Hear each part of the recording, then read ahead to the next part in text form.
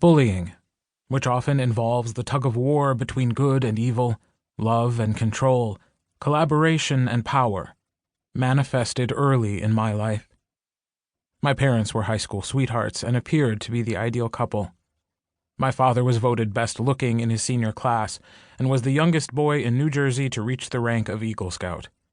He enjoyed success as a weight thrower on the Madison, New Jersey high school track team and then at Rutgers, and played football during his senior year in high school. My mother was selected most versatile and best liked by her high school senior peers, just as I was voted most versatile and friendliest by my Madison High School senior class peers 27 years later. My mom was elected student body president and cheerleading captain at Madison High School. She was the first person in her family to graduate from college. She attended Rutgers' sister school, Douglas, and she returned to Madison as a housewife, yet was instrumental in designing and leading music and Bible programs to build community, especially among children of different races and cultures. She was an incredible leader, despite being diagnosed with a melanoma-infected lymph system at age 36, when I was just 9 years old. She was the toughest, most devout, and the most spiritual person I ever met.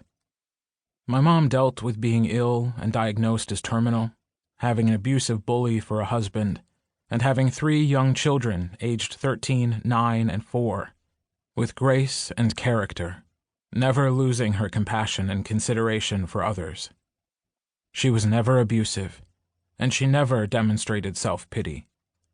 My mom was an angel who feared my playing football would make me abusive and violent. She never got to see how I turned out.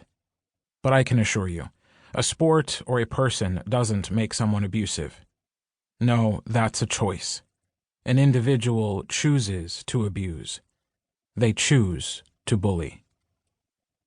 My mother's devotion and her demonstration of the power of love guided me to make a choice not to repeat the cycle of abuse exhibited by my father. He loved power, and he expressed this love with domestic violence. As is often the case with domestic abuse, this made me vulnerable to being sexually abused outside of the home.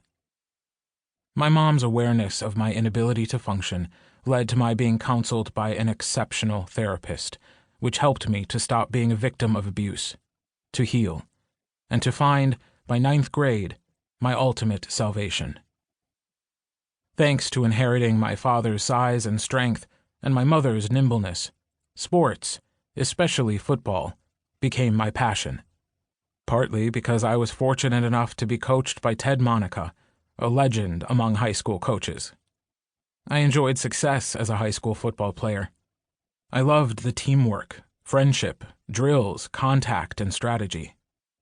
I was also better than I expected.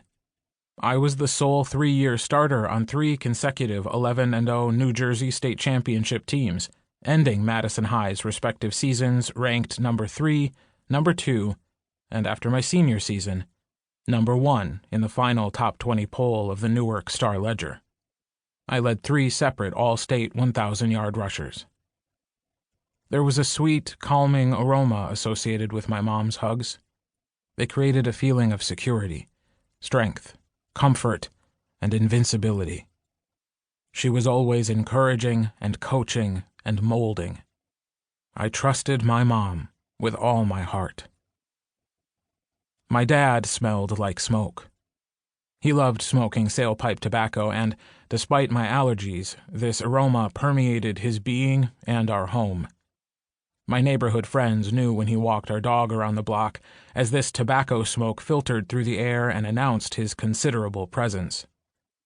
I don't remember his hugs.